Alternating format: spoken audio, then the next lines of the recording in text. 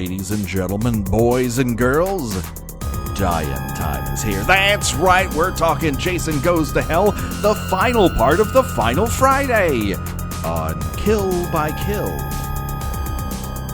Well, greetings and salutations, Internet. It's your old pal, Patrick Hamilton, coming to you once again from the old Voorhees Manor up on the hill. Oh, don't go up there. It's full of dust and the floors are no good. This is the Kill by Kill podcast, where we are dedicated to celebrating the least discussed component of any horror film, the characters. We're going to unpack all the gory details of Jason Goes to Hell in the hopes that a Voorhees descendant's untimely end is just the beginning of the jokes that we can make at their expense. And as always, there's only one person that I trust to help me in my time of need, but unfortunately, Gena Radcliffe is... well, she's stuck in South Jersey. That's right. As some sort of self-fulfilling prophecy, we've stranded poor Gena in Jersey. At the one place she swore she didn't want to have to go back to, and certainly not stay overnight. But no, she's stuck there. She can't get back. And so there was only one person that I could trust to fill in her Lady Sheriff pants. And that is Kill by Kill All-Star Amy Pascale. How you doing, Amy? Oh, Patrick, I told Gena this is a sign of how much I love her, and I will say it's a sign of how much I adore you. I would like you to know that about 20 minutes before you sent me a message asking me to do this, I had, finally, over the weekend, been like, you know what, I'm going to save Jessica Jones, starting this. I'd gone to a panel last week, so I've seen the first episode. I was really excited to see the second, so I just wanted to be in a right mental headspace, and I wasn't going to be interrupted. And I started it, and within 5 minutes, you texted me and asked if I could do this. And I did, because I have a lot of love in my heart for both of you. Holy fuck. This is the most insane thing. And I had, because it was the very end of it, and I'm behind in all my podcast thing, so I couldn't even just pretend to catch up through what you guys have been talking about. So even just the very beginning it started, I thought they were going to be on a movie film set. I thought that's what was going to be the reveal, and it wasn't, and it just kind of got wackier from there. And I'm just going to say this is big. This is a big sign of friendship, and this movie is something else. And also, I'm going to say right now, I feel like I got cheated. Because there was no kill. There was no choo. There was no shushing. None of that. I didn't hear any of that. And that's my favorite part of a Jason movie, of what is going to be the new version. And there was none of that. And I'm sad. I think the themes of this and Jessica Jones might run parallel to one another, because they're definitely both about violations. Jessica Jones, a violation of personal autonomy. And striking back from that. And Jason Goes to Hell, a violation of all that we hold dear. Good plots and good acting. There's some highlights here. Don't get me wrong, but this is nutty. But before we get too far into this, I don't want to alarm you, Amy, but we are not alone. That's right. We have a special guest. She is a writer and host of the YouTube series The Red Room, which covers everything horror. You at least once a week, you gotta check it out. Today, it's the one and only Chauncey K. Robinson. How you doing, Chauncey? I'm good. How are you? Thanks for having me on. I am so happy that you are here. I love your presence on Twitter, and I know that you love horror, and I thought, I gotta get her on the show at some point. And then you drew the straw that said Jason Goes to Hell on it. So before we get too far into that, why don't we rewind the clock? Let's talk the good times. What was your first introduction to the Friday the 13th franchise? Well, my first introduction was Jason Takes Manhattan. And for a long time, that was actually my favorite movie. Mm-hmm. And it's probably the one movie I've seen multiple times. And I know that's controversial because some people really didn't care for that movie. I guess it was the whole thing that they got to Manhattan more than halfway through the film. But I think for me, I just enjoyed it a lot more because it had the whole psychic connection and everything like that. That was probably my favorite one. And then when I got a little older, I finally started watching. I think the next one I saw was the second one. Also, being a weird person, I think Jason X is also one of my faves. So this is the thing. You can judge me. No. There's, like what you like. This is the wonderful thing about this franchise, is that there are so many entries and entry points. And so when you have this many entries, the one that you come in on, chances are, is going to rank higher for you if it's something that you're into. So yes, Manhattan has its faults. It has a teleporting Jason. There's a lot of footage of smoking bread under heat lamps. It proposes that floods of toxic waste go underneath New York City every night at midnight. Amy, I can believe I'm it. sure it's true. Sure. I'm from Jersey, actually. We have an issue with New Yorkers, so I can believe that.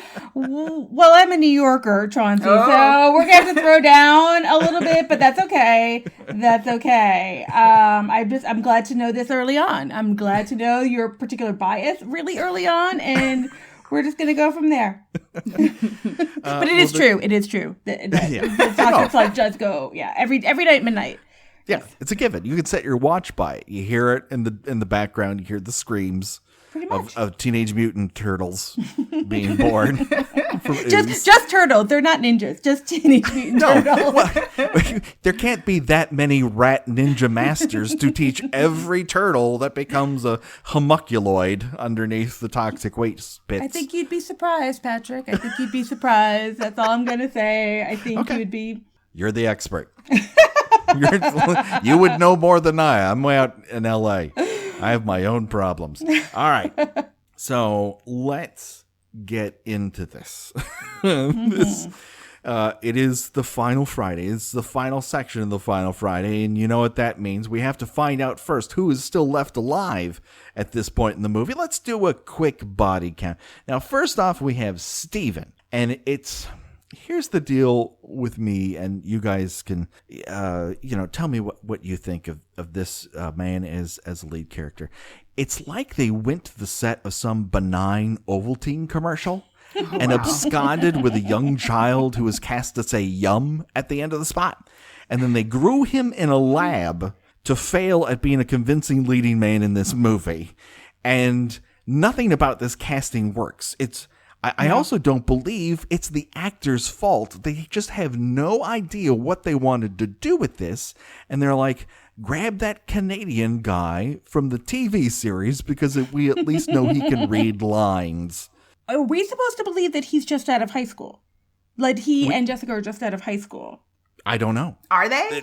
I thought. Are they? Well, they look like they're 35. But he's wearing a Letterman jacket throughout the entire thing. I thought that was the sense that he couldn't grow up or something, like that he was still kind of a deadbeat in a way or something like that. Yes. I mean, there's a weird thing where it is very much a given that a lot of people in town are either against him or for him, like he's the town bad boy or someone who's gone to seed. Or the other very conceivable thing that would have made a lot of sense is if he had gotten Jessica pregnant. And then decided, I want nothing to do with you. And the town hated him as a result of that. Yeah. That would be a very believable thing. But they don't, because she doesn't tell her friends that she's pregnant when she leaves. So that negates that as a motivation. And so we're kind of left with this void where it kind of, in the last episode, we compared him to in the Blob, the remake of the Blob. They have a town bad boy. Whoever's like, we don't believe him. And he rides a motorcycle and he fixes engines. And you're like, okay, there's a motivation there for him not being believed when he says there's a space monster who eats people. Here, he's just this guy in a Letterman's jacket. I guess he lettered in getting chicks pregnant and not being responsible. I don't know what for.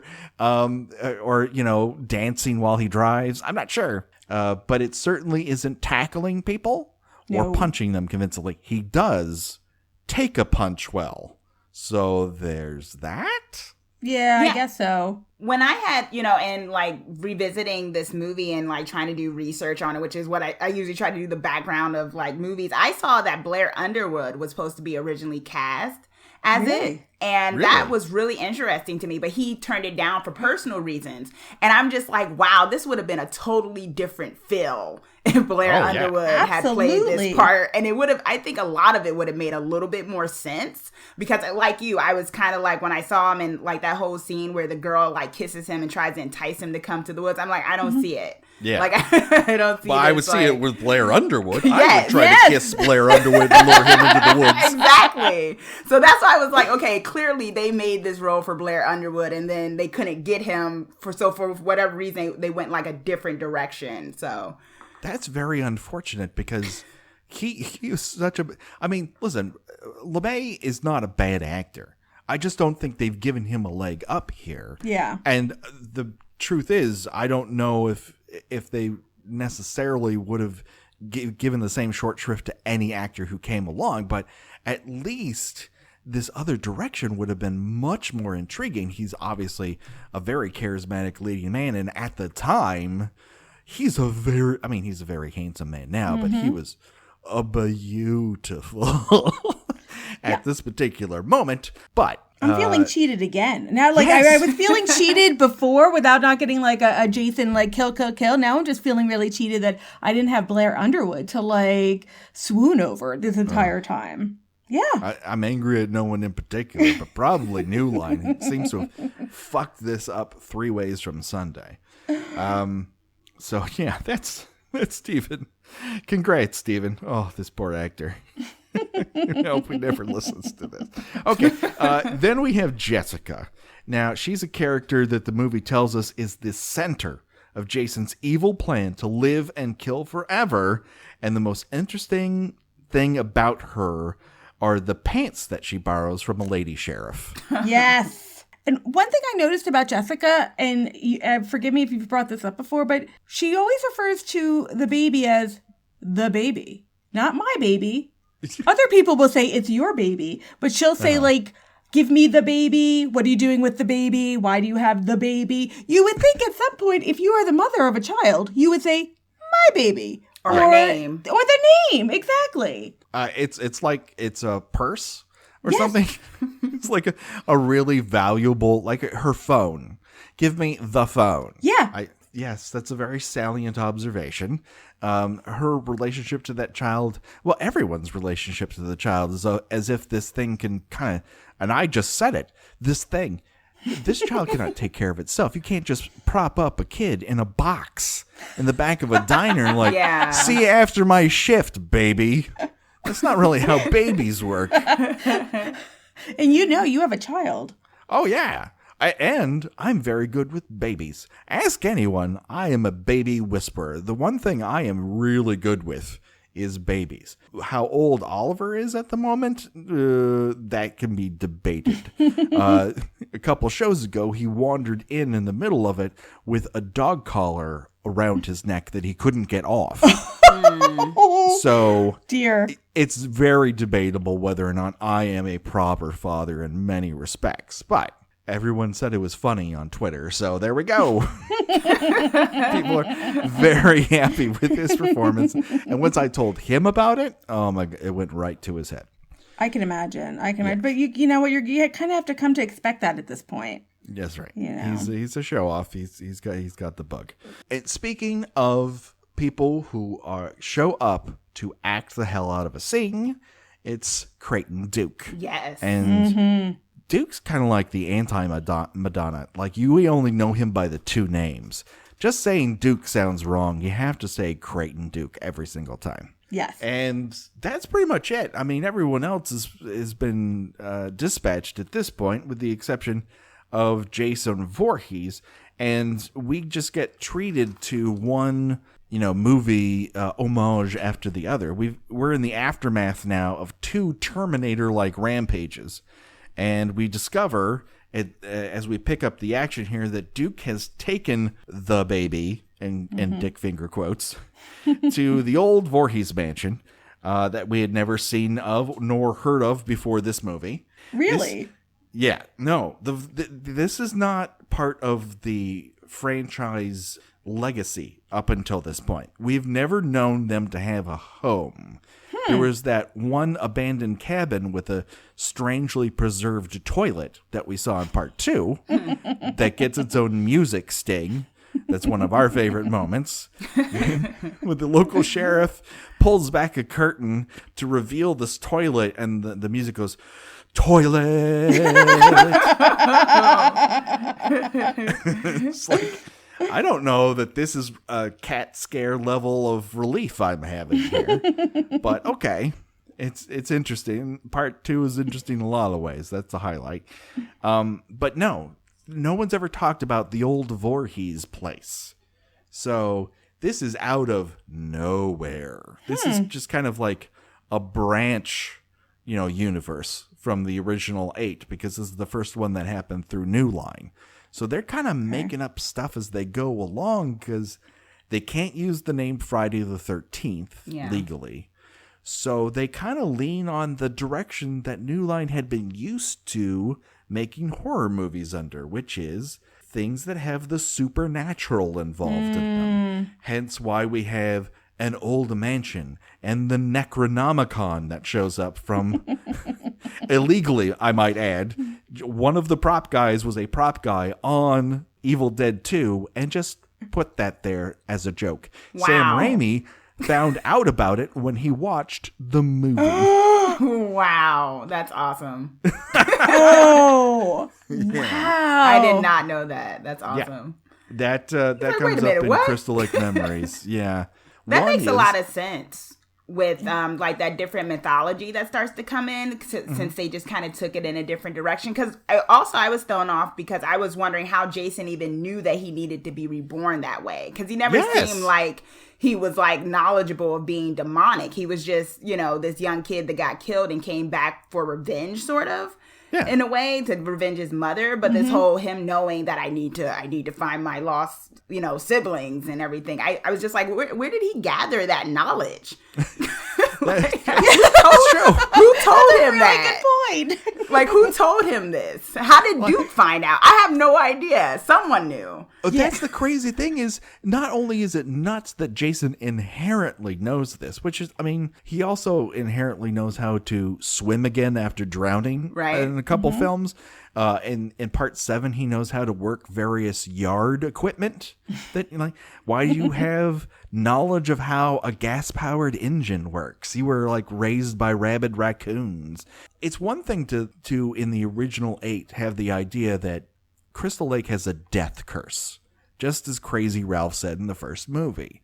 And everything that happens after that sort of is as a result of that death curse, whether it's supernatural when Jason's reborn, or just that Jason didn't drown in the first place, and maybe his mother's death, reawoke him from the bottom of the lake or whatever. That's where you kind of throw up your hands and go, well, it's a goofy slasher movie. How much do I want to think about it? This movie has obviously thought about it and done all the math wrong. Yeah. After the fact. And so it's not that it's bad because it's different.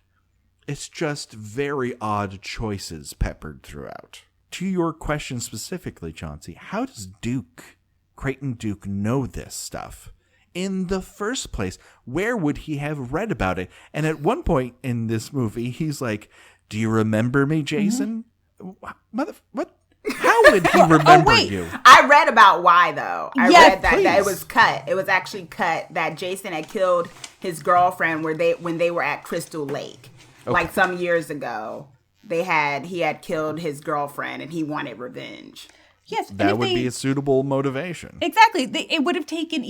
They could have just done that in exposition. They didn't even need to show anything. They give him so many ridiculous little monologues that are just kind of there and go on that they could have said his girlfriend had been killed by Jason and he's been studying him ever since, and he knows everything there is about Jason, not just I'm the only one who knows how to kill him. Then it's exactly. And he's being interviewed by a journalist. You would think the journalist would ask a question like that. No, he's a terrible journalist.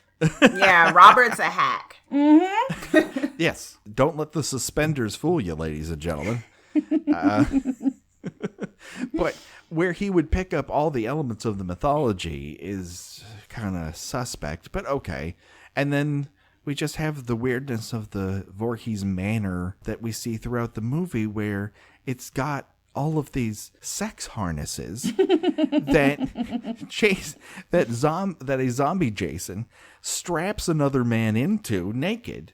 And as Michael Verratti pointed out a couple episodes ago, this is the most intentional thing Jason has ever done in the entire franchise, is go, you know what I'm going to do? I'm going to shave you. Where does that come from? I didn't understand that at all. Yeah.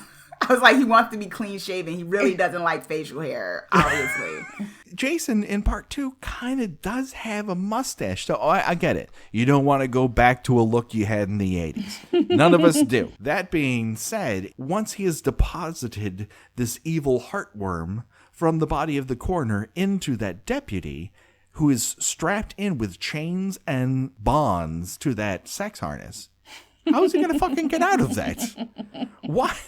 Why not just handcuff him to a chair or something? I just don't. Because it's sexy. You know what? Here's the deal.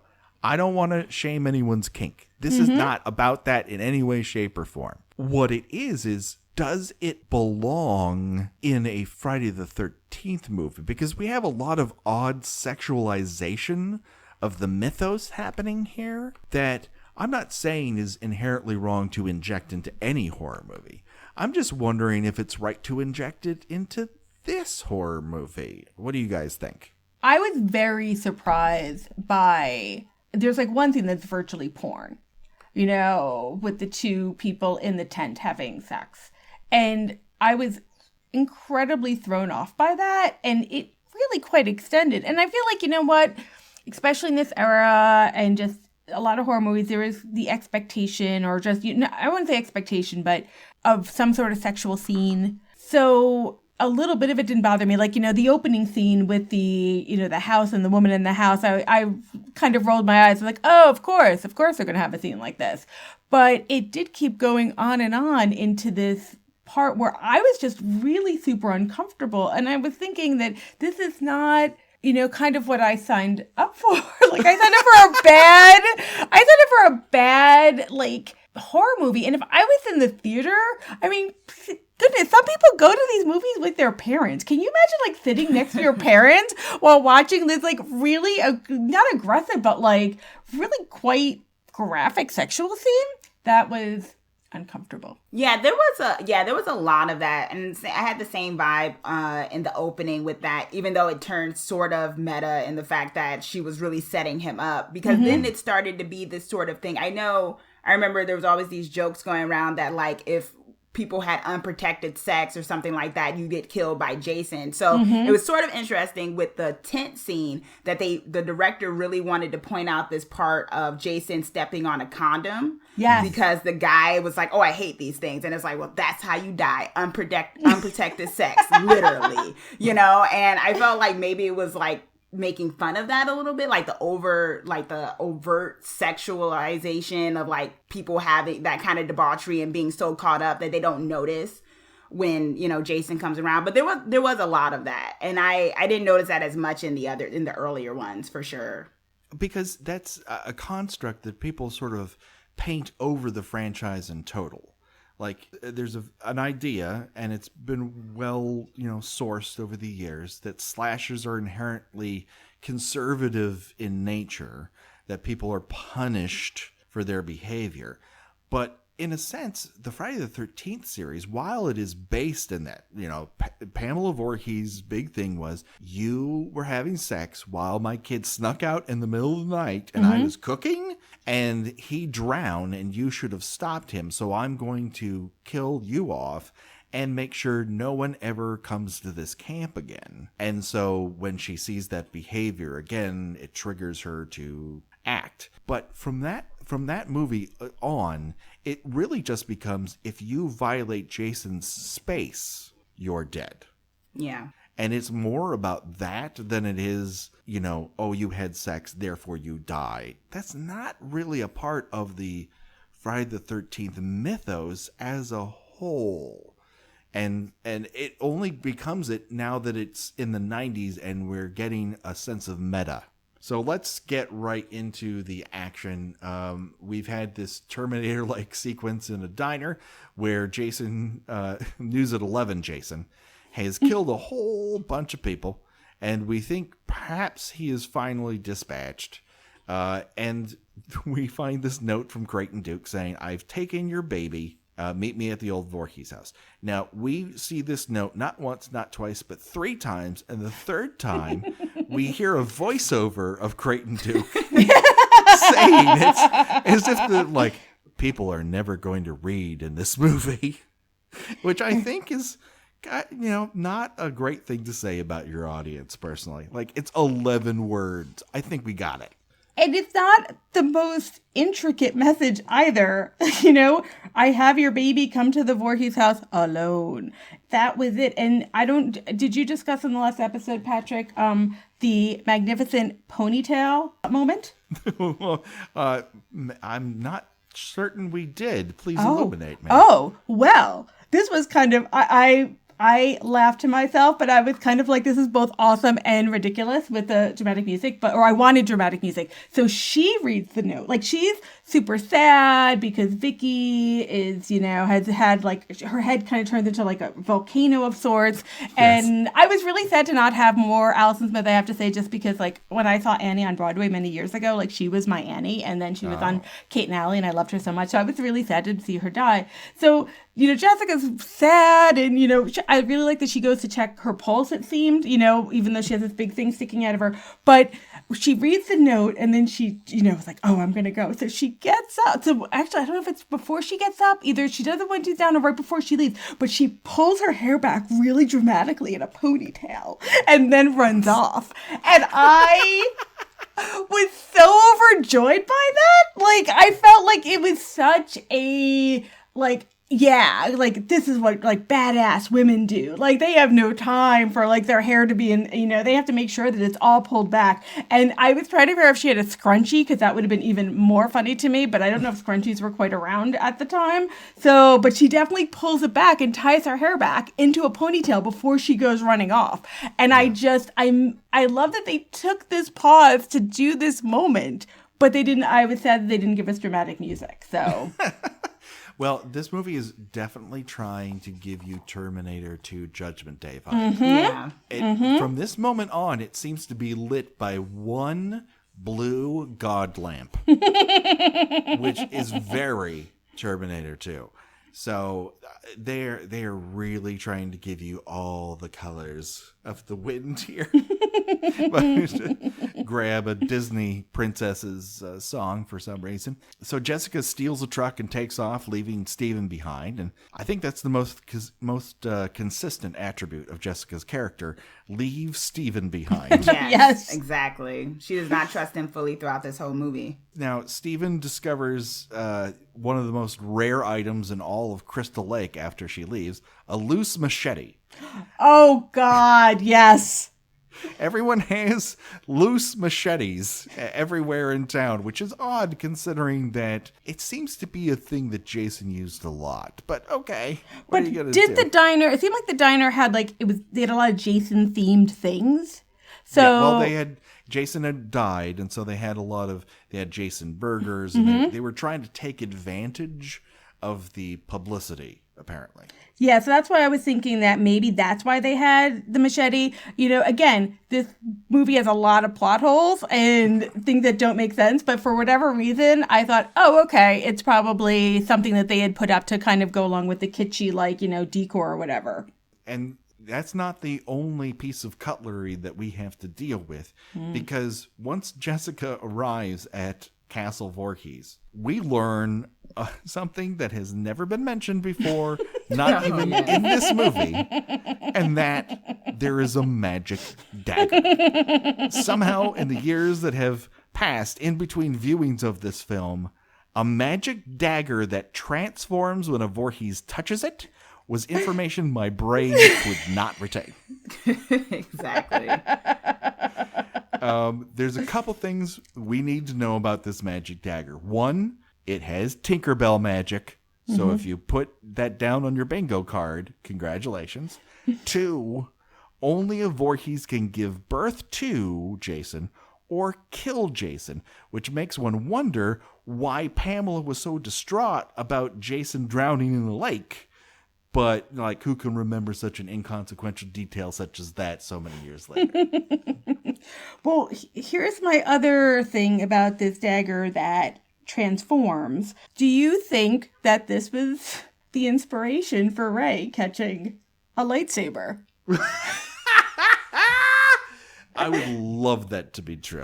That is exactly what I thought. I thought two things. One, which was she's holding the baby with one hand. Jessica's holding the baby in one hand. And then she goes to catch it, but it's not like he throws it and she like catches it by the handle. It's like she's kind of like falling over and catches it with her other hand. And like it's very super awkward and ridiculous. But then it lights up and I thought, oh my God, this is like Rey. This is exactly like Rey, like catching the lightsaber. True. And I mean, granted, when I saw the movie, I cried at that moment. I didn't really cry at this moment, but who knows if I'd been watching all of the Jason movies, like Friday the 13th movies the entire time, I might have cried. Who knows? I could have. It could have been this big emotional moment, but that was exactly what I thought. I was like, oh, this is clearly where, I think it was JJ Abrams at that point. I could be wrong, but I think that's clearly where he got the idea from. I believe it.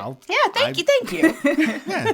Yeah, that was, I mean, I think it goes back once again with the dagger of where did Duke find it, who actually enchanted the dagger, which maybe there's like magic and witches also in this universe now. It's, I mean, there is a dagger in Evil Dead 2, the dagger of Candanavra. I might be mispronouncing that, but there's a specific dagger that if you stab someone who's possessed, or who has an evil, a deadite spirit inside of them, it releases it. And I think they're, again, just stealing from any movie possible, which is weird for a Friday the 13th movie because you don't necessarily have to steal from other movies. Yeah. But this one does it a bunch. It's a little bit of The Hidden. It's a little bit of Terminator. It's a little bit of The Thing. It's a little bit... I mean, in this section of the movie, not only do we have the crate from Creepshow make an appearance out of fucking nowhere, but we also have this Rob Bottin Thing makeup appliance that is very much trying to evoke the CPR sequence in that film. And while I appreciate it, I just wonder why it's so necessary. I have no idea. I felt like maybe with this movie, Jason Goes to Hell, they were trying to, like what we were saying earlier, like create this new mythos around him and kind of breathe a different kind of life into the movie. I mean, it came out in 93, and I mean, maybe it's just this whole thing of, maybe I don't know exactly what was happening around that time. I was probably like 10, I think, or maybe even younger or whatever. But, you know, maybe it was just this whole thing of wanting, you know, I mean, I think simple is best, but I think maybe they just thought they couldn't just do another Friday the 13th movie sort of a deal. So they needed to add all these different kind of elements to bring like Jason into this whole other level in their mind. It's interesting to say that, was this the first version that New Line had? I mean, first, okay, so I can see that. Like, I can see that being them, like, you know, we're going to make our stamp or put our stamp on the Friday the 13th movies and Jason's mythology. And as you said, Patrick, before, you know, we know supernatural, like, horror movies. So, you know, kind of like said to the writers, like, the world is your oyster. Make whatever batshit crazy thing you want to do. And they just really went batshit crazy because it's kind of all over the place. And I just constantly just kept finding myself going, wait, what? Like, what? There was twice where I just literally, my notes were, wait, what? What the fuck is this? What? And then there's a whole line of just no's at that point, at one point. And I'm sure you both will figure out where that is. Oh, yeah. But, and I think that a lot of times that does end up happening when, you know, if piece of, an IP or a piece of media goes from, one group to another, and they want to show like, oh, this is how we do this differently, and this is how we do it specially. They do this. It's like you think about how many times Sherlock Holmes has been retold, and it's like sometimes there's, I think, in the movie, wasn't there somewhat supernaturally? I could be making that up. The one with Robert Downey Jr. Sherlock Holmes certainly leans. Oh, I loved Young Sherlock Holmes. I love that movie. I even got like the novelization of the book. But yeah, that's supernaturally, and you can still put your mark on something. You just still need to make it make sense. I just want to pause the podcast for a second so that I can silently weep to myself. The idea that Chauncey was possibly single digits when this film came out. Oh, yeah. I was doing the math just now. I think I was about 6. Oh, Chauncey! God damn it! How dare you be that young? I refrained, Patrick, because I was going to ask you if the reason you invited me on was that you had another old person on. Because I don't like to be outnumbered. Yeah, I understand. I understand, especially when someone's like, "Yeah, I was 6 in 1993." The year after I graduated high school. Chauncey, thanks, Chauncey. I wasn't feeling old today, Chauncey, but thanks. Young at heart. And the side eye that I'm giving you right now that you cannot see is magnificent. Let me just tell you, magnificent. It comes with age. Just to put it in perspective, Chauncey, this is, and I said this before, I'm sure people are very sick of it. This is the same year that Jurassic Park came out. Mm-hmm. So in the same year that people thrilled to the idea of dinosaurs being very realistically, even to this day, it looks really good, the dinosaurs in those movies, coming to life and being threatening. The same year, this movie's like, hey, we're going to throw this dagger at you while you're holding a baby. Guess what? Turns into a magic dagger. Anyways, you're on. And they just go and they film it and they have one take and they use it. Like, everything just flies by. They're just throwing shit at the screen, hoping that it works. You know what, though? This is the year after Buffy came out. Because Buffy the Vampire Slayer came out in 92, the movie. Oh, the movie. Yes. The movie. Yes. And there's a bit of that going on in there as well. So maybe, I'm just trying to think if there was other like girl powery things. Not really. Not quite yet. It's brewing under the surface. Yes. Because what's about to happen are things like The Craft and Scream, and I know what you like. The knowledge of the flipping of people who are making horror movies is happening. Yes, they're still white guys, but they're now doing a riff off the things that they saw growing up. So you're getting a lot of knowledge of horror movies and acknowledgement that these tropes exist within it. Mm-hmm. So things like Buffy and The Craft and Screams are emerging, and this kind of happens in the middle of it. And while it certainly is telling you every second that it's seen the movies that you love, it's not quite reaching the level of either a Friday the 13th movie, because it's trying to be something else, or the movies that it's constantly aping. It's not as good as The Hidden, and it's not as good as Terminator, and it's not as good as Creepshow, and it's not as good as Evil Dead 2. So why make a big deal out of pointing the audience in that direction to say, hey, remember these great movies? We saw them. Anyways, back to Jason Goes to Hell. You bought a ticket, dummy. Well, this was done by New Line Cinema, right? Yes. And I think that's when Amy was talking about girl power, because we know with like the Nightmare on Elm Street series, they usually had the whole strong women characters throughout. So maybe they were starting, because in their hands, maybe they were starting to mirror that too.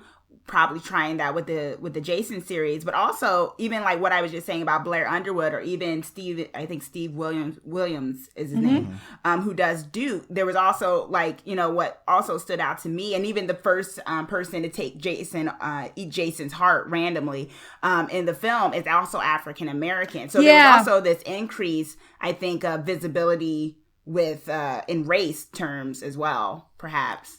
Maybe. Yeah, and New Line kind of did that with the Nightmare on Elm Street series as well in cases. So That's one positive, I think. Yeah, no, yes. I thought about that. I definitely noticed that because I know with Stephen Williams, he's in X-Files, right? Isn't he Q? I think it's Q. I could be wrong. No, X. He was X. He was X, sorry. He was X in that. And then before, concurrently, he was also on Fox's 21 Jump Street as the angry captain. That's right. But yeah, so I think like I definitely noticed these like, African American like character actors that are put in fairly prominent roles. I mean, even though the coroner gets nixed pretty early on, he's still a very significant role that like starts everything off. There's a whole lot of stuff that's going under the surface here. When we had Ashley on from GraveyardSister.com, who now is going to be writing for the new Fangoria, which is super exciting. Awesome. But one of the things that she brought to our attention was that historically, the Friday the 13th series had an actual more of a presence of black characters than Nightmare on Elm Street did concurrently. It's just kind of spread out over more movies, but it's there. But conversely, New Line Cinema had this weird thing where they would acknowledge the fact that Nightmare on Elm Street movies were extremely popular with black audiences, as horror movies have been historically. But they always kind of shied away of really pointing at it. And the way you can tell is that throughout a movie, you would hear rock song after rock song after rock song, and then you get to the closing credits, and you're like, oh, it's Houdini. I don't know. Oh, it's the Fat Boys. Whereas up to a certain point, it was like, oh, guitar masturbation song after guitar masturbation song. And then they would just like, we know you're out there. Fresh Prince did a Nightmare on Elm Street song. Yes. Yeah. Awesome. They auditioned with that song. They sent it out to everyone saying, we want a song. And they chose the Fat Boy song over the Fresh Prince song, which is asinine for many respects. But they also then forced that duo to change the melody because they had used the actual Nightmare on Elm Street piano riff as the backbeat. So again, put it in your calendars, people. Thank goodness we're trying to do better now. Trying. Yeah, for sure. But there's no excuse. Yeah, we can placate it, but you know what? Everyone could have done better then, and they chose not to, and they have to live and die with those choices. Let's get back into Jason Goes to Hell, I guess. Why not? Sure. We bought our own tickets to this. Well, you bought my ticket to it. But we back at Joey B's diner, we see a pair of sheriff legs come in, discover this grisly scene, and then out of the blue filtered shadows comes News at 11 Jason, again violating every rule we've been told about Jason zombies up until this point. He has sustained all sorts of damage, but is still ticking. There's something we need to talk about. Jessica and Creighton are waiting for what they assume will be a Jason zombie, and Creighton Duke says, don't trust anybody. It doesn't matter what they say or do. They're probably Jason. And we have two sheriff pants owners walk into the room. One, the very comely Sheriff Randy, evoking Call Me By Your Name vibes. And then we have Sheriff Grandpa, who somehow, at his age, was dating a early 40-something Aaron Gray, and I call bullshit on that. That blew me away. When they had that reveal, that was insane. Yeah, no, there's no fucking way. I don't care how small that town is on single dudes. I don't see that pairing working. Amongst the many fantastical elements, that might be the most.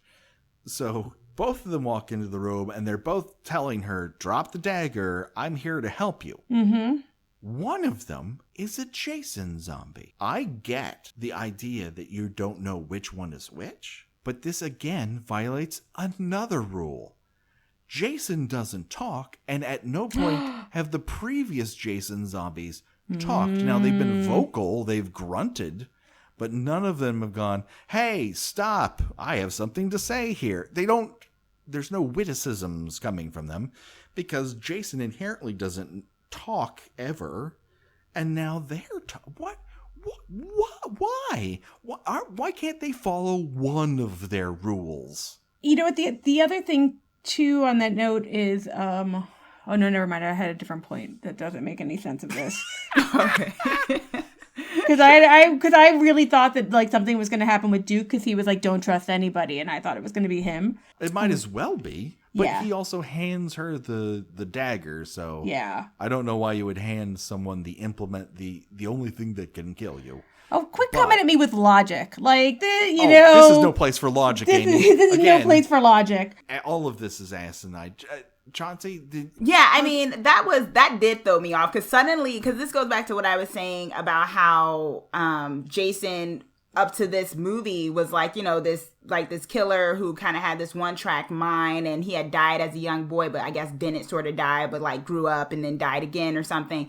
And now he's like, in that whole movie, he hadn't said anything. He just had one track mind. And then suddenly he's trying to throw her off too. It's like, oh, he's the killer. I'm like, wait a minute. Is that Jason? Like, where did he, like, suddenly he's like, I don't know, like has more of a brain to him to actually be trying to throw her off. And I think it goes back to them trying to make him more sinister, like knowing that he needed to kill his family members and things like that. And I'm like, that's not the kind of, not saying that he was like a teddy bear mind-wise before this movie, but they made him so much more, in a weird way, they made the killer more sinister, if that makes sense. Like, just the roots of the series, certainly Pamela and Jason in part 2, are stalker killers. Like, they can't overpower everyone that they're coming in contact with, so they lure them into traps. And that sort of makes sense. Like, it's a different sort of thing. And then you get into part 3 and he becomes this giant Frankenstein. Yeah, I guess I'm very more overnight. that. Yeah. And the series evolves, and that's perfectly fine. There's things to like about it and things to not like. But there's something to be said for if you wanted to do this setup and have it be more John Carpenter's The Thing, where you don't know who might be a Jason zombie and who might not. There's a legitimate movie to be made about that, but they didn't make that up until this point. And they're like, oh, you know what would be a good idea that we should have had 8 weeks ago when we started filming? This. Exactly. Go. And at no point did anyone go, should we like feather this into other parts of the script? No one's going to care. And as a result, I care deeply. So Creighton Duke says, kill them both. At which point, Sheriff Grandpa makes a run at Jessica and she full on stabs him straight in the chest. Yes, that was quite the dramatic like little moment. Yes. So sort of. We have yet another incidental kill. There's several in this movie, but that's not something up until this point. Like, we had a lot of get bunks, and then we were absent of it. Did you notice the get bunked moment in this, Amy? I don't think I did. When the lady gets killed with the rail spike in the tent. Oh, the yes. rail spike goes through the tent. Oh no, so yes, that I definitely noticed. We're calling that a get bunked. Chauncey, let me clue you in. Yes, because I do not know what get bunked is. Okay. So we've noticed in the history of the Friday the 13th series that people get killed through other objects. The first incident of that being Kevin Bacon in the original Friday the 13th. He's killed through a bunk. Oh, yes. And therefore, when anyone is killed through another object, they get bunked. And this is a wonderful tradition that the film had through many editions, and then it just disappeared after part 6. And it only reemerges here. And I haven't seen Jason X yet again before our recording of it, so I don't know if it's going to reemerge there. But it's a wonderful tradition, and Amy coined the term, our hashtag Get Bunked. Our one true piece of ownable IP was coined by someone who is not just a guest on the podcast, a beloved guest. Beloved. What's even funnier is that wasn't how I was using it. No, but it's stuck. But it's stuck, though. I actually really like it because I had used it, Chauncey, as we were trying to figure out if she was, I forgot who the character was, because she was a virgin, if she was going to go have sex. And so it just would get bunked. But I like how it is transformed. I do get very excited when I see you guys use it on your social medias, because that's what the cool kids do. But so it always makes me happy. So now I know the new proper meaning of it, which is excellent. Yeah, well, there's a lot. Actually, I wrote that down. There's a lot of impaling going on in this movie.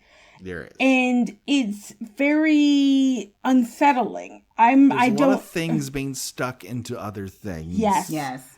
And all that entails. So we have a movie that's inherently sexual by nature, because anything that involves insertion, for lack of a more artful term, I'm only a professional writer, it's already, like vampires, it's already sexual. Mm-hmm. But this movie kind of ramps it up a few notches on top of that. And it's only going to get worse here. Because Jessica stabs Sheriff Grandpa, and then out of nowhere, Stephen runs in with this machete, saying, "Get away from her," and cuts Deputy Randy's neck open. Deputy Randy happens to contain a Voorhees heartworm inside of him. So gross. Oh, you know what I remember about this movie once I started again was how grossed out I was by most of everything that happened in it. It was like just so many gross moments, and I'm usually into like ghost horror, like like there's mist and stuff like that. So for me, like that's the kind of stuff I like. And so for me, I remember I once I looked at it again the other night, I was like, oh, I remember why I don't repeatedly watch this movie. And that scene of it coming out its neck with those maggots, I could not. See, it's interesting you just said maggots, because I didn't see maggots. I thought it was ramen noodles. So initially, he's going down, because the other part, I just want to mention, Patrick, because we do discuss the kills here and the characters that do get killed. So Stephen runs in really super dramatic, and I think he kind of jumps, but he does this big slicing thing. And when, I had wrote him down as cute young cop. So when cute young cop falls, it looks like he's got the tiniest little scratch on his neck. And then he falls down, and it's like this, first you just see this stuff coming out. I'm like, oh my God, did he have like ramen noodles like right before that he came in here? Like, did he have ramen noodles at the diner? And then you see something crawling out after that. And I was like, oh, is it going to be the heart? And then it's like, is he giving birth through his neck? These are all of my notes. Like, it's literally is, what the fuck is this? And my complete bafflement to the whole thing.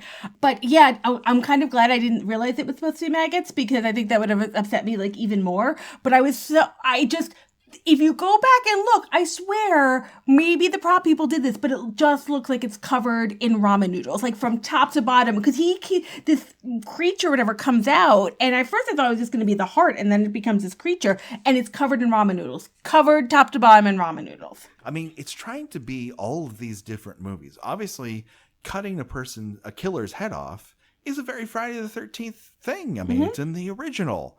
But unlike that, we only get a partial chop of the neck. And the other thing is, Stephen really, like, from all the way downtown, he comes in with a machete, and you're like, the woman who gave birth to your child and the baby there? You may want to be more delicate with how you wield the machete, just running full bore into a room. But again, yeah, you called it ramen. I wrote down that this thing that comes out of his neck looks like a sentient can of SpaghettiOs. It also mules, which is not cool at all. It is creepy. It looks like an inside out bat. I think they're hearkening to another movie. Now they're giving us the inside out dog monkey from The Fly. The inside out dog is in the sequel, which is also a very gross movie. Perhaps the grossest, which is saying something, because David Cronenberg directed The Fly. So it's this turned inside out creature that kind of has claw hands but no feet, and it goes swirling around making these little bat kitten noises. It's not scary. It's weird, but I don't know that it's scary. No, I thought it was kind of cute. Like, I'm not gonna lie, especially when he muled it like some point. I was like, oh, like I'm serious because he got the ramen off of him. So once he got the ramen off him, I was like, oh, you're kind of cute. He just needs a mama version to clean him off. There you go. And just lick that off. Oh, I just threw up in my mouth a little bit. No, that's okay.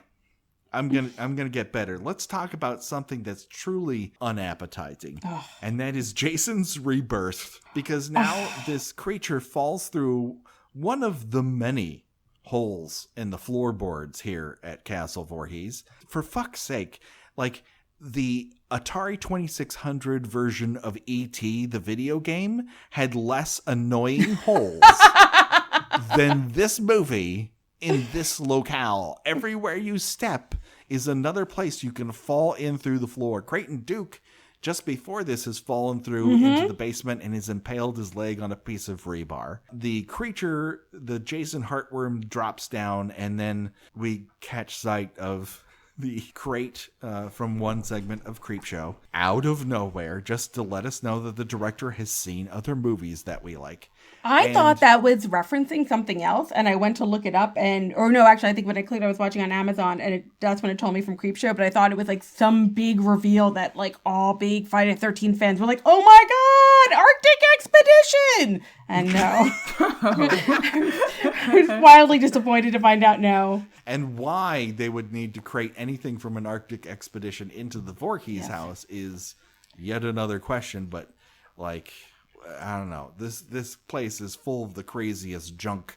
It's like a TGI Fridays. Instead of all the junk being on the walls, it's just spread out all over the house. Mm-hmm. And so this heartworm looks at Creighton Duke. He's crawling up the stairs, and then looks over and sees the body of Aaron Gray's character, and immediately heads for that. Now, what happens next is unseemly. Can I just say, I don't mean to interrupt you, but I just want to say, as soon as I saw this creature look at Aaron Gray's character, I just started, and I wrote it, because first I said it, then I wrote it, which was, no. I got very, very upset by this. You should be. Thank you. Everyone should be. And you know who was the most upset by it? Actress Erin Gray. Because she only found out about it while watching the premiere of the movie. She knew that she was a party. She knew that her body gave birth again to Jason Voorhees, but she was never told how. She wasn't there for it. So she discovers this while she's watching it. No one had told. I mean, that's just gross. Wow. That makes it Number even one, worse. Yes, it does. It's a violation on 2 levels. But we then again enter the weird internal sexual politics of this film. And it really doesn't make it any better. The kink of the shaving scene I can get behind as a weirding out. And the director tries to frame it as, if I was going to have naked people be in this movie, I wanted there to be a parody. So if there's a naked woman, I want there to be a naked man. I'm all for this. Mm-hmm. We here at the Kill by Kill podcast have often asked these films, filmed many years ahead of when we watched them, to please see what that booty do on that guy, the supposedly hot guy. We want to see male nudity. It was just, I'm really, really disturbed on Aaron Gray's behalf now, because I was so unsettled by it just watching it and knowing what was going to happen. That, she's played this character. I mean, how many movies has she played this character for? 1. Oh, yes, this is just it. Oh, the way we've never known that anyone was a Voorhees relative outside of Pamela. Oh, and she died in the first movie. So all of this is new. Oh, I didn't realize that. See, again, because I haven't watched everything, I kind of just assumed that this character had been established. But any movie that you're in, like you have. An actor is going to connect with the character and kind of be protective of them. And yes. like to just find out while you're in a theater with a bunch of other people that this creature is crawling up into your vagina is very, very disturbing. And they did not need to go there. And also, like I said, it kind of, the weird thing is, like, you know, we see him crawling out of weird, cute cop, you know, and when he comes out of his neck, it really felt like he was being birthed, whatever this creature was. So it's like almost in a way of, okay, you have your birthing scene here. So we don't really get the Jason birthing scene in the same way, but it's like, it's much more violating what they do with the female character than they do with this, you know, the scene just right before it. Yeah, I mean, because you put a trust in people to not make you look like an asshole when you're doing a lot of goofy things in any movie. Oh, no, I was just going to say, I agree with you. It's just, it would be kind of weird going to premiere and seeing yourself, your body, I mean, even it's faceless at this point, but being violated. I mean, even worse, it's like faceless. And then I squirmed when I saw it. I think I squirmed when I saw it some years ago too. And also, I mean, just plot wise, it didn't make much sense to me, because I guess what I was wondering was, well, there was a few things with it. What I was wondering was, when Jason takes over people's bodies, does he remember their memories in some form of way? Because I mean, I don't know if that's the case, but like when he took over Robert's body, the hack news anchor or whatever, he already knew the body was there the first time when he first came out, because that guy had put the body in the house. So it's like, did Jason not know that? Did he not hear that? So it's like, couldn't he have been rebirthed like in the middle of this movie? And that's why I was starting to wonder with the whole thing of that thing crawling out of the neck. Was it a chicken or the egg kind of situation that they got to that part of the writing of the script and was like, we need to bring him back somehow. How do we do this? Oh, you know, he's been some sort of worm. Let's make him some evil, deformed baby thingy. And the body's there. So now let's just have him crawl up her vagina. Like, you know, it was like, I kind of feel like maybe toward the end, that's where they got to the point where it's like, we have to figure out how to make him come back. It is a very valid question. I don't think they answered it well.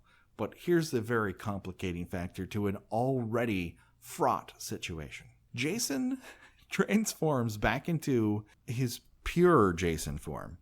He now emerges from another hole in the floorboards, bursting up, because he hates any sort of blockade. He hates doors and he hates windows, but now he hates floors on top of it. And he is dressed exactly in the same outfit that he blew up in. So does magic give him clothes? If so, if you can just transform into any version of Jason, why not make yourself why make yourself this crazy madball version of Jason? Why not return to a less undead version of Jason because you've been rebirthed? None of this makes sense. It is maddening that we are the only people who have put in time to thinking about this, and they had years to develop this script. Why does he have the fucking face mask on again? Why? Does he have that inside of him? And he just, whenever he rebirths out of a body, he's like, hold on, I've got a spare set of clothes in this trunk over here.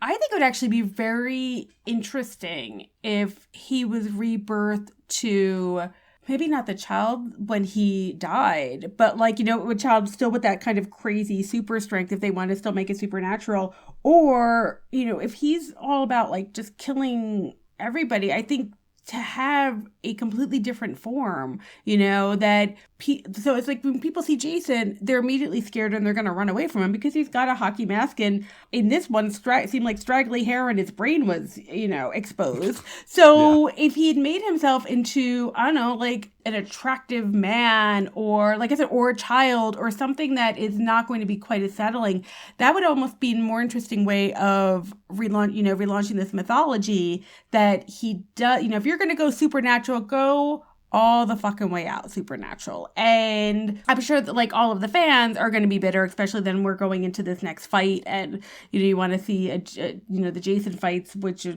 really disappointing. But I just think that you're right, like they missed the opportunity to have him completely, like, you know, if you're rebirth yourself to something majestic, that is going to like just help your power. Like if you want to kill more people, like be disarming, like be something that people are drawn to. If you turn yourself into a butterfly, you know, like go kill yourself, like go people with butterflies, people, you're a puppy cat, like a puppy cat. Jesus, I can't even say words. No, if he had come back as a puppy cat, that would have been awesome. If he exactly, like, and he would have been way ahead of like all the memes and the trends. So it's like if he'd been a puppy cat, think about that. Like, if a puppy cat came up to you, you would be like, oh, puppy cat, and you'd want to like curl up and pet it. And then if it killed you, like pull out a machete, you would be surprised. But if you see Jason walking down the street, you're going to run away. You're not going to be there as a puppy cat.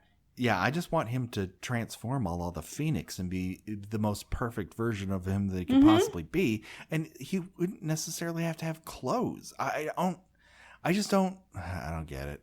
Oh, well, what are you going to do? If you listed all the things that were wrong with the movie, you'd still be writing right now, even if you started in 1993. But this is what we've been left with. Oh, my guess for where Duke Chauncey, for where Duke had come from, is that I had supposed that possibly he was actually the older version of Reggie the Reckless. If time means nothing in the Friday the 13th universe, then perhaps Reggie the Reckless had grown up into a bounty hunter. That would have been cool. It would have been cool, and then we would have one super girly scream out of him when he died, and that would have been great. Then that would have been confirmation, but no. I was gonna say, with the why he came back the way he did, when you watch something and it doesn't have much logic, you start trying to put logic for yourself because so you can't wrap your head around it. But the only thing I thought was that because she was already dead, like maybe that's why he was going after the baby and the niece, the great niece, because they were alive, because he could have came back like fully formed, like we were saying, like, you know, some new body, some reborn human. But because his last resort was having to go through the dead body, that he came back as his corpse version. Maybe they didn't think that. Solved it. Yep. Okay. Yep. I know. I'm like, all right, I accept that. That totally makes sense. Listen, we could very well just cut out an entire section of this and marry the two together, because it only took it. We're farting around, giving suppositions, and meanwhile, Chauncey's like, "I solved this 10 minutes ago." I thought it would have been cool if he came back in the waitress uniform, though. If he would have jumped in the board and actually had her uniform on. That would have been fantastic. That would have been great. I would have loved that. This is just a random question quickly. Is like when Steven says to Duke, like, oh, does it have to be a, rebirth through a Voorhees woman? Does it have to be a one that's living? And he's like, no. And he's like, because Mrs. Voorhees or whatever is downstairs dead. Now, how did he know that? I mean, he knew he found the body, but how did he know that the body was in the basement? Because he had fallen through yet another hole in the floor. That's right. I forgot. Okay, you're right. Thank you. Yeah, cut that honestly, out. you could call it the Final Friday. There's a lot of holes in this house. And it would be more accurate than Jason Goes to Hell.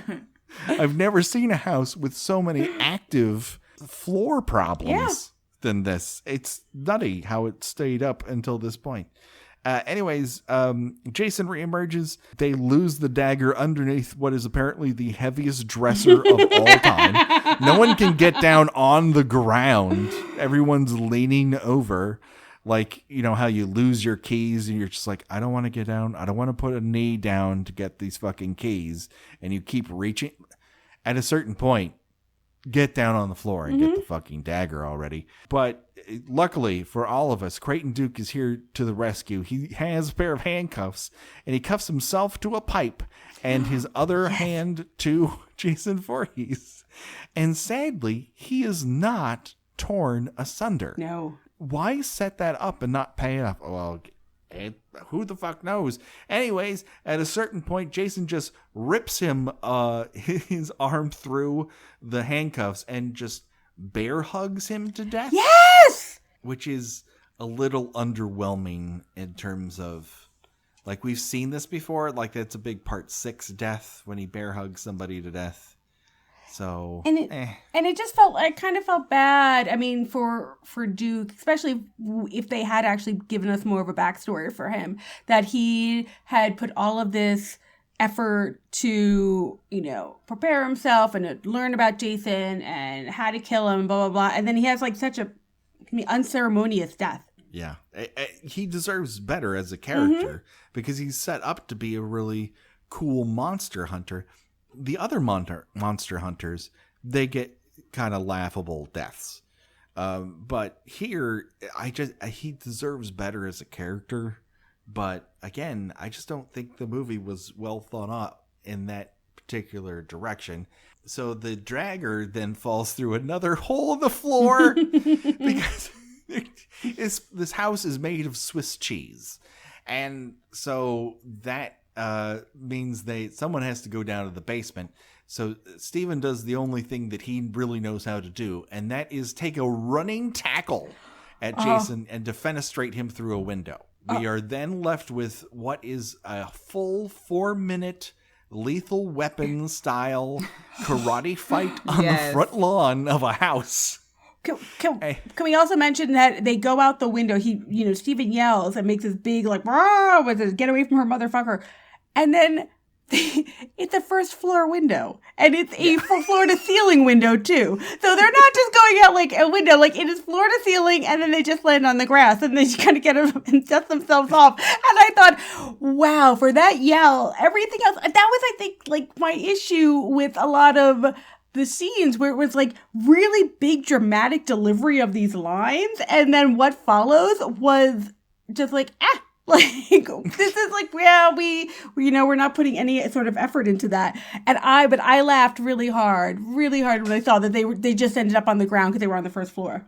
The amount that they put into this fight, because we had joked in the previous episode that his fight along the side of the road had felt a little They Live. But this really is them trying to now evoke another movie in both Lethal Weapon and They Live, where an endless fist fight in which there are no repercussions for anything that anyone does. Yeah. In Joe Bob Briggs fashion, we get rake foo, rake handle foo, we get playset foo. They're just, he's chopping and hacking, and people are getting punched, and there's no repercussions for it at all. At one point, Steven is on the ground on his back, and he kicks Jason, a 7-foot-tall man, across the face with his foot. Is he Walker, Texas Ranger? How did this happen? Well, it's interesting because, like, I there's a lot of movies I haven't seen, including Lethal Weapon, so I didn't have that reference. My reference, however, is sadly older, which was I felt like it was a Three Stooges set. Because, and then at one point he gets the rake, and then he just kind of hits Jason with the rake, and Jason just kind of holds it, looks at it, takes the rake part off, and then just keeps beating him with the stick. It was like, and then Steven pulls out like a shovel and kind of throws that up, like not even throw, he's still holding onto it, like at his head, but it kept dragging out so long, like so many times I was like, you should be dead already, like you should be dead. I realize that you're giving him, like, it's one thing for Steven to have dragged it out to give, Jessica time to get the dagger, but Jason should have just been like, oh, I'm gonna kill you and that's it, like, let's get going. Like the fact that they were just dragging it out forever, it's like he should have been dead so much earlier, and that just started to annoy me. At one point, Steven kicks Jason in the crotch, and nothing happens. So, unlike the werewolf, Jason does not have nards. I might have said that out loud to myself. And yeah, it's like it's becoming Evil Dead. When when Steven gets the shovel to the face, I'm like, if you just wanted this to be an Evil Dead movie, you probably just should have done that. But they don't really go in that direction either. It just wants to be all these other movies instead of being a successful Jason Goes to Hell. Anyways, this fight is fucking endless, but thankfully for all of us, Jessica comes to the rescue. She puts that baby in a box yet again. Thank goodness there's another box to put that baby in. So many boxes. So many boxes. And from downtown herself, she takes a running jump at him and stabs Jason in the chest with this magic dagger. Now, it's still kind of sticking out a little bit. I guess you have to stick it all the way in like it's a key. I'm not really sure, but from the moment it gets in there, we start to see the first Tinkerbells fly out of it. Yeah.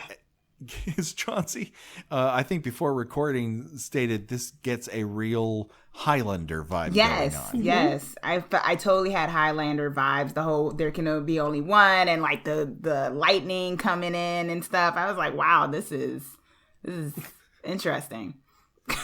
Stephen punches Jason in the face a bunch of times, and it is less effective than perhaps Chauncey, your favorite, or at least most beloved Friday the 13th film, where we have a real boxing match and someone else punches Jason in the hockey mask a bunch of times. This is even less effective. Finally, Jessica comes to the rescue yet again and kicks that dagger straight into his chest. And this then evokes a Marvel Cinematic Universe light beam from the sky. Mm-hmm. And then rock hands come out of the ground along the labyrinth and start dragging everyone down into the ground, including Steven. And there's a 5-second shot of Jessica just looking. Yes, I did not understand that. Well, is she debating whether or not that's what I thought, Steven? That's what I thought.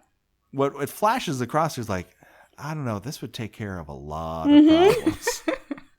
I thought I was like, oh, she's waiting a while. She's trying to decide if like whether or not she wants to save him, and he still has that stupid jacket on, and I was just like, this is a reason to let him die. Let him die, Jessica. Let him die. I might have yelled that. But I liked it. I actually really liked that she sat there going, I'm not sure. You've kind of, yeah.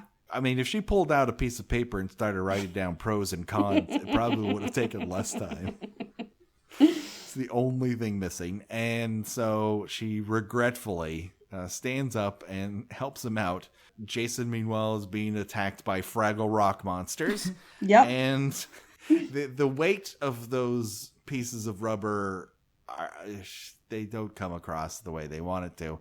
But eventually, he is finally dragged into the ground. Steven remains above it, at least for this movie. And they then, we have a big explosion of drawn animation light. And that's it, man. Jason has gone to hell. R.I.P.D., Jason. That See he you has. would want to be you. Until next time, my friend. We don't know how he gets up out of the ground, but he does. Then we get a nice Halloween 3 shot of our now reunited nuclear family walking with the baby in their arms as the sun rises in the distance. And we cut back to Jason's mask. A dog almost pees on it. Okay, I thought that was totally going to happen. I did too. Well, that's how Freddy was reborn at one point. He was reborn by Hellfire Dog Piss, I believe in part 4. Wow. Yeah. Yeah, it's it was a part thing 4. that actually happens. But it doesn't here. No, the Nightmare on Elm Street connection we get is Freddy's arm reaches up out of the ground and pulls the mask down into the depths, therefore reuniting these two iconic movie monsters. But we won't see their movie together for many, many years. And yeah, man, that's Jason Goes to Hell, the final Friday, people. Any other thoughts? Deep sigh. I mean, oh, golly. I was amused by the fireworks. With everything shooting out of him, then the sky opening up, and,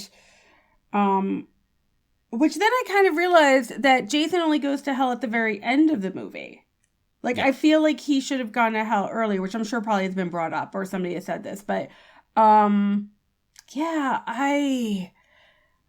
this was terrible. Like, it was just, I've watched bad movies, and it was baffling. I think that was like a lot of my issue with it, where it was just I was baffled in, like, did anybody really put effort into this script? And, you know, as we've talked about it, like, I do think it's interesting that it's New Line's first, you know, Jason movie. So they wanted to, like, put their stamp on it.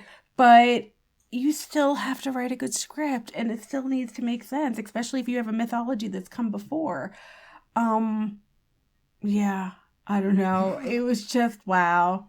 And don't have things crawling up into people's vaginas. Like, no, that's going to be a thing. That's just a rule. The only piece of trivia that probably should be put out here is that the arm wearing Freddy Krueger's glove is actually Kane Hodder. So that makes him the only actor to ever portray both Jason and Freddy on the big screen. So check that off your bingo card. That was said. I don't. And then we have a very unconvincing Freddy laugh. Yeah. Which does not sound like Freddy at all. Chauncey, any other thing that you want to say over the grave of Jason Voorhees? Yeah, well, I think I mirror the deep sigh that Amy had with the film.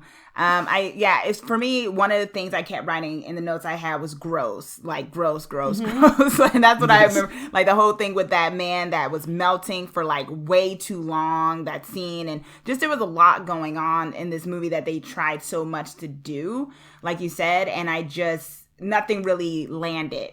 You know, I knew it was going to be a problem in the beginning when Jason's getting shot up and you hear his grunts. And I was like, how can he feel this? I don't, like, you know, I knew we were going to be on a weird path with the movie. So, yeah, it's one of those things you experience and then you move on. So. Well, before we put it behind us and never, ever look back, there is one bit of business that we have to attend to, and that is it's time to play Choose Your Own Deathventure. That's right. If you were forced to die in one of the ways that are portrayed in this portion of the film, which would you choose and why? The items up for bid for this section of the film are stabbed in the chest with a magic dagger and have your neck severed by machete, your spine crushed in a bear hug, or dragged to hell by rock monsters. And so, Chauncey, as our guest here, our very special guest, I turn to you for your answer first. What say you? I'm going to say Drag to Hell by Rock Monsters. I just think that would be really cool if I had to go out any type of way. Maybe not to hell itself, but like if you're going to go, why not? You know, some stuff. I'm a dramatic person. I study theater. I feel like that would be apt. I just would not want to have my neck severed or anything like that. So, yeah. Okay. Well, you know, we actually don't. The thing is, like, hell appears to be very escapable. So you've got that going for you because Jason doesn't stay there very long. He pops back up during filming of Jason X in late 1999-2000, although the film was not released for another 2 years because, I don't know, New Line had better things to do, I guess. What it comes down to. They're like, we got some Lord of the Rings movies. Let's focus on that. Yeah. Sure. That makes sense to me. Okay, Amy. It's your chance. What one are you going to swing for here? I was trying to decide if I should go for what I would choose or what Gena would choose. And I think Gena might go for a bear hug. I mean, I would probably, I really like the idea of a bear hug, so I was going with that. But then, as Chauncey was talking, I started thinking about something, and then she said this line that she would like her death to be very dramatic. And when I thought about that, I was like, yes. So as much as I want a bear hug, I think that'd be a really nice way to kind of just like curl up and like, you know, float off into the netherworld.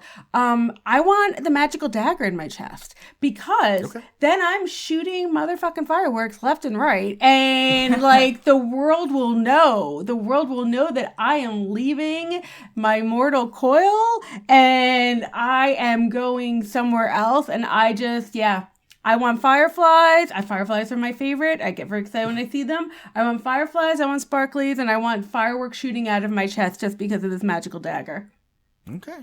That's a fair cop. I am going to go with having my neck severed with a machete.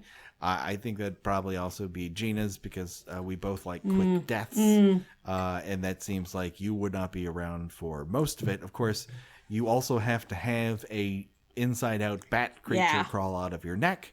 So it's not all wine and roses, but oh well. I'm not going to be around for very long anyways. And now that Chauncey has reminded me of how old I am, I'm not going to be around for much of anything else either.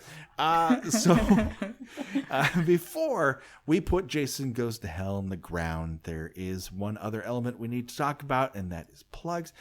Chauncey, where can people see and hear more from you? Well, yeah, you can follow me on Twitter at Miss Chauncey KR, and on my Twitter, I give a lot of links to one of my movie review shows, which is The Bloody Breakdown, and also we just relaunched my co-host and I, Lucretia Lyon, The Red Room, where you can get all your horror news from real horror to reality horror. So. Okay.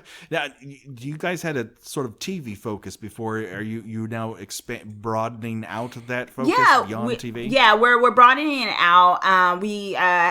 One of Warner Archives, who's a division of Warner Brothers, actually sponsors now one of our segments, which deals with vintage horror, like throwback horror of movies. So it's like old school horror movie recommendations, also Dangerous in Love segment. So we wanted to expand now that we're doing it kind of a little bit more in our own network type of thing. So we're talking about reality horror, like real horror stories in the real world, and also like ghost stories and stuff, and then also like TV, movies, and also we're going to start doing comics soon. All right, awesome. Check it out today, people. Subscribe on YouTube. Smash that like button. Other things I've heard when my son watches YouTube.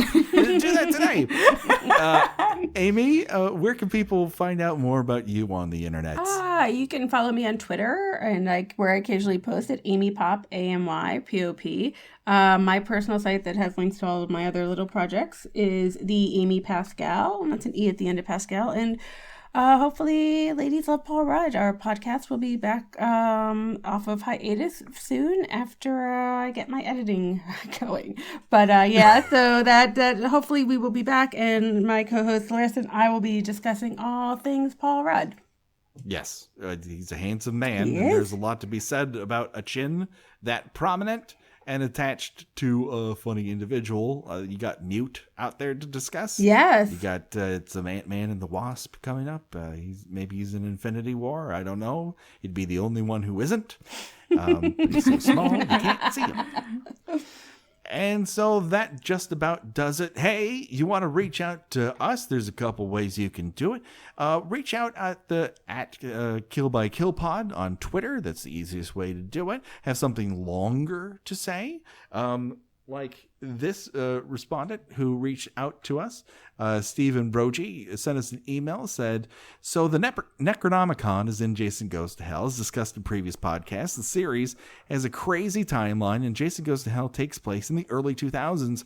In the real world, they released Evil Dead on DVD in those rubber replicas of the actual Book of the Dead in the early 2000s. So, isn't it just as likely that the hero has stumbled upon a DVD of Evil Dead rather than an ancient Sumerian text inked in human blood and bound in human flesh? You know what? I can't say that you're wrong, because nothing in this film is right. So there you go. Thank you, Stephen, for reaching out to us. That is a very cogent point that I'm glad that you reached out to us about. Thank you for being one of the first people to actually reach out to us and say that you like the show and want to discuss it with us. It's very, we get a lot of Twitter people, but email seems to be an older fashioned idea. I love me some emails. I love them. I don't answer them, but I love them. There you go. We're also on Instagram at Kill by Kill Podcast. We do fun things over there. And of course, there are the Facebook groups where we discuss all the minutia of the Friday the 13th series. Thanks everyone for joining us. Don't worry, The body count continues, but not in the way you think. We're in between movies. So if you wanted to prepare for what's going to come to you, well, get on your finery, get that tux out, find the best poodle dress you have, because we're going to prom night to Hello, Mary Lou. That's right, the movie we've talked about endlessly. We're finally going to give the kill-by-kill treatment to. Hello, Mary Lou, Hello, Mary Lou, Prom Night 2. It is currently streaming on Amazon Prime in the most imperfect condition possible, which is probably the best way to see it. It's like you popped it in the VCR yourself. Check it out. It's a great movie, and I am not joking with you. We really like this movie. Please watch it. And then next time, we will be discussing it with some great guests. And it won't be a one and done. We're going to go whole hog. And so until then, for myself, and for Chauncey, and for Amy, and for Gena, who is somewhere in the middle of South Jersey, we say bye-bye, everybody.